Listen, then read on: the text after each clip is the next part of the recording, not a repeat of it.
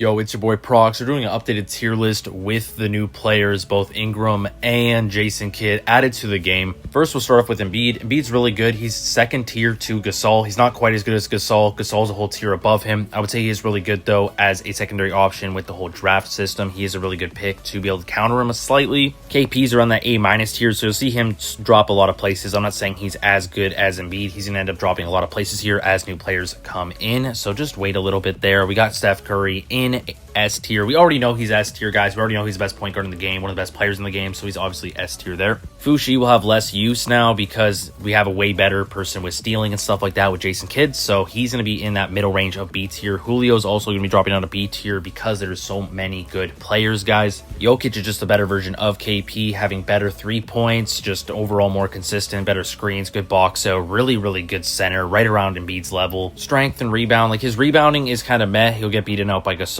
and Embiid, but he is still really good. The C and D tiers, you can kind of say, you know, they're both kind of around that C and D tier for like Johnson, Hongshao, Schroeder, a bunch of people, Crawford, Anderson, Miller, all of them are in the around that C, D tier, and a bunch of other players. They're not really that great, especially the shining players. LeBron is around that A tier, still a really great lock, but I do think, in my opinion, Tatum is better.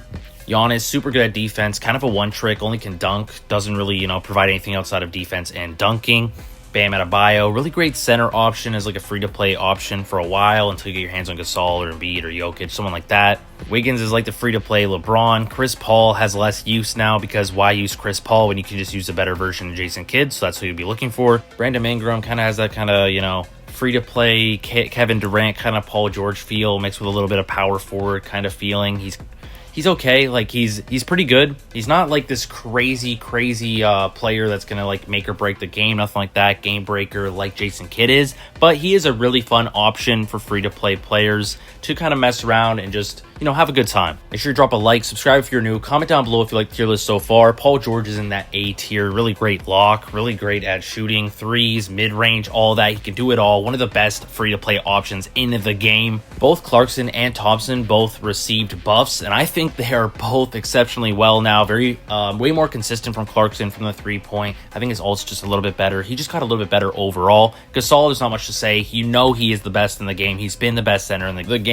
Lots of videos on him. You can go check that out if you want to hear more about him. Tatum, super elite. Best lock in the game, in my opinion, until Jason Kidd comes around. I mean, now we have him. It's kind of tough. I'm thinking Jason Kidd might be a little bit better than Tatum, so we'll talk about him shortly. You got Kuminga still in that B tier. I mean, he's not going to be moving anywhere. They're only going to be moving down. A lot of these players in that B tier are just going to end up moving down as time goes on. It only makes sense as more superstars get added. They're just going to fall farther and farther out of the meta. Jason Kidd is a pretty hard counter to dribblers like Clarkson, like SGA, so I really think SGA does drop into that A+ tier. I think he's still super solid pick, but Jason Kidd will actually change the meta, and SGA won't be quite as good, quite as effective, because the steals are going to be way too frequent and way too often with Jason Kidd. Not saying he's bad, he's just not going to end up being S tier, guys. He's going to end up being that A+ tier. A lot of these other players are just kind of mid players, even low end, you know, Adams, you know, Crawford, all of them kind of in that C and D tier. They're nothing special. Westbrook doesn't really have a whole lot in his kit. You can just get away with playing somebody better. I mean, Wiggins would be better in my opinion. Paul George, Tatum, any of those guys would just end up being better. Westbrook's not really that great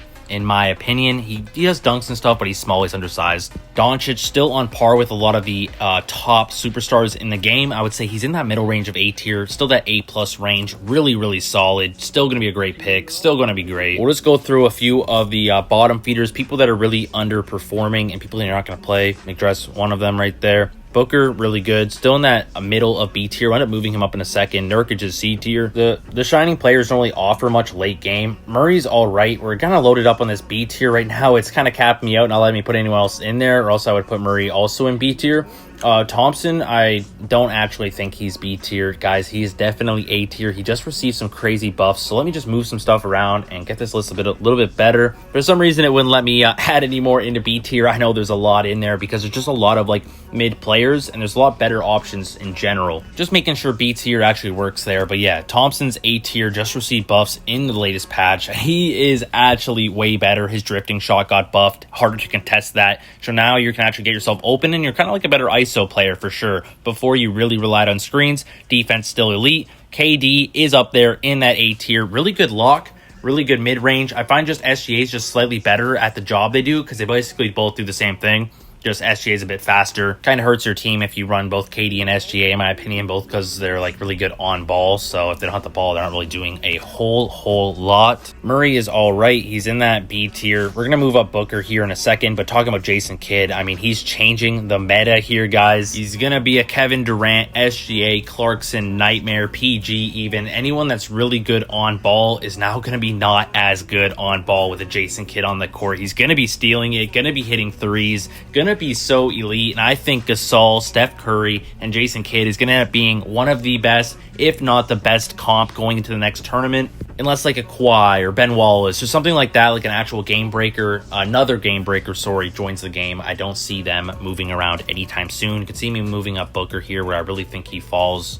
If you haven't checked out my E4 Jason Kidd video already, go check that out. I'm also giving away the account E4 Jason Kidd giveaway completely for free. All you have to do, join the Discord, drop a like, subscribe, comment, and we will be giving this account away, guys. Thank you so much for watching. It's been your boy Prox. Check out the Discord for the link. Peace out.